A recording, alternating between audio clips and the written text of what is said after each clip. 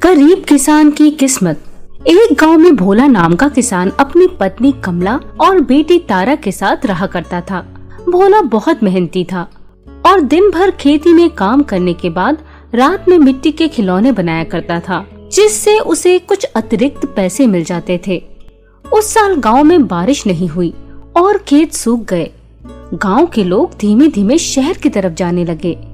खेत सूखने के कारण भोला की भी कमाई आधी हो गई और अब उसके पास मिट्टी के खिलौने बनाने के अलावा कोई काम नहीं बचा था। एक दिन उसकी पत्नी ने उसके पास आकर कहा, अजी आप यहाँ क्यों मेहनत करते हैं? बाकी लोगों की तरह हम भी शहर चलते हैं ना। अब तो घर में अनाज भी खत्म होने को आया है और मिट्टी के खिलौने आजकल कौन खरीदता है।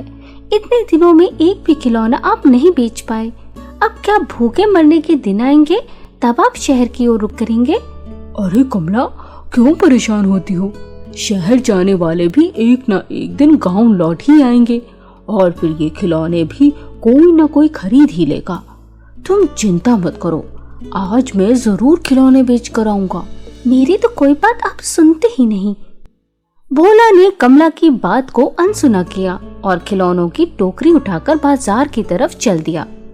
बाजार पहुंचकर एक तरफ अपनी दुकान सजाई और ग्राहक आने का इंतजार करने लगा। सुबह से दोपहर हो गई और दोपहर से शाम, लेकिन भोला की दुकान पर एक भी ग्राहक नहीं आया। भोला ने अपने खिलौने उठाए और भारी मन से घर की तरफ वापस चल दिया।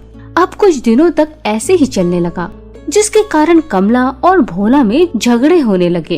एक दिन कमला तारा को लेकर अपने मायके दूसरे गांव चली गई और घर में भोला अकेला रह गया। रात के समय भोला चारपाई पर लेटा एक तरफ रखे मिट्टी के खिलौने देख रहा था और सोचने लगा, काश मेरे पास भी कोई ऐसा जादू होता जिससे मैं सब कुछ ठीक कर देता। इतना सोचते हुए भोला की आंख लग गई और वो सो गया। अगली सुबह भोला फिर से बाजार जाने के लिए तैयार हुआ, लेकिन आज उसने सोचा क्यों ना दूसरे गांव के बाजार जाकर खिलौने बेचे जाएं।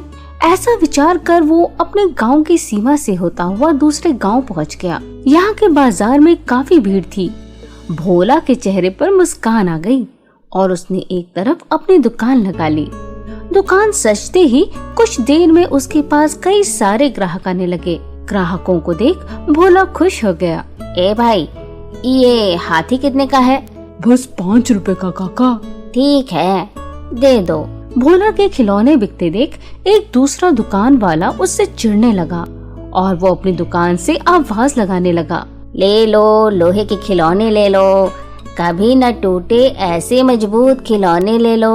उसकी बात सुनकर भोला की दुकान पर खड़े ग्राहक दूसरी दुकान पर जाने लगे और भोला की दुकान पर एक बार फिर से कोई ग्राहक नहीं बचा। रात होने को थी। भोला को अपने गांव लौटना था।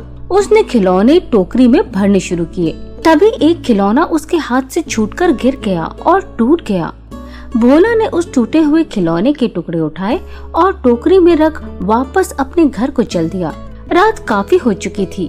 भोला उदास चेहरे के साथ टोकरी अपने सिर पर रखे हुए चला जा रहा था। कुछ देर बाद वो अपने घर पहुंच गया और टोकरी को एक तरफ रख चारपाई पर सोने आ गया।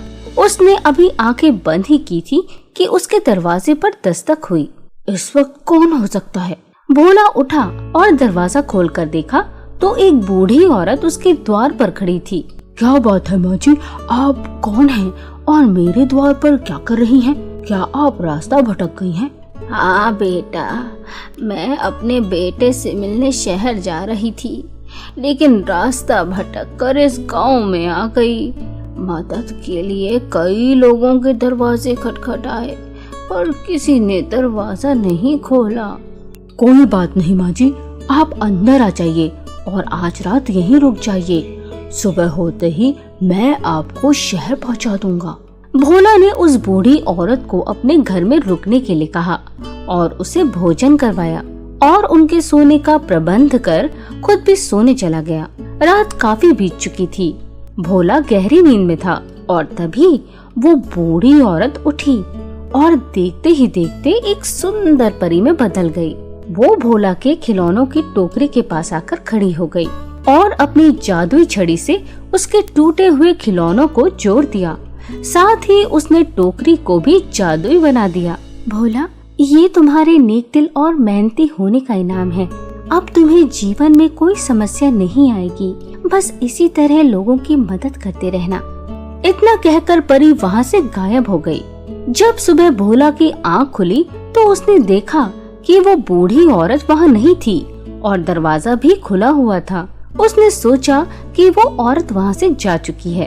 कुछ देर बाद भोला एक बार फिर बाजार जाने और खिलौने बिकने की उम्मीद में टोकरी की तरफ आया, लेकिन टोकरी को देखकर वो दंग रह गया।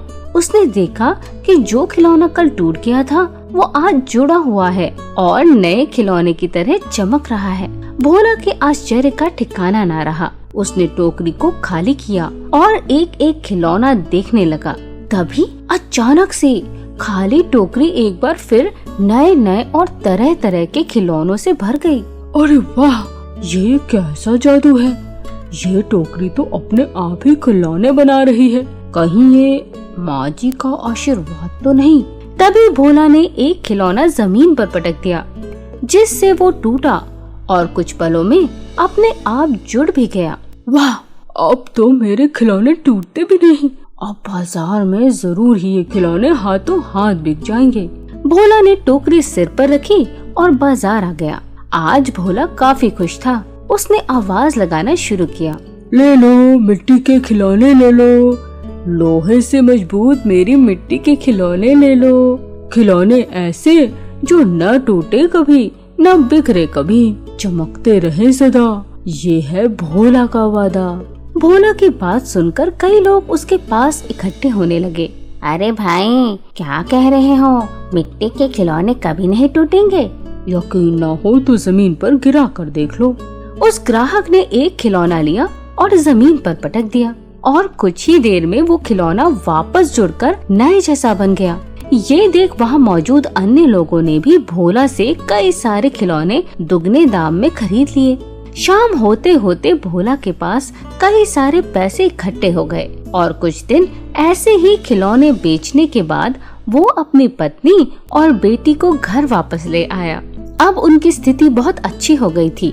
उस टोकरी की वजह से भोला की किस्मत चमक गई और वो अपने परिवार के साथ खुशी खुशी रहने लगा। दोस्तों, हमें कभी भी हिम्मत नहीं हारनी चाहिए और अपना काम मन लगा कर करना चाहिए।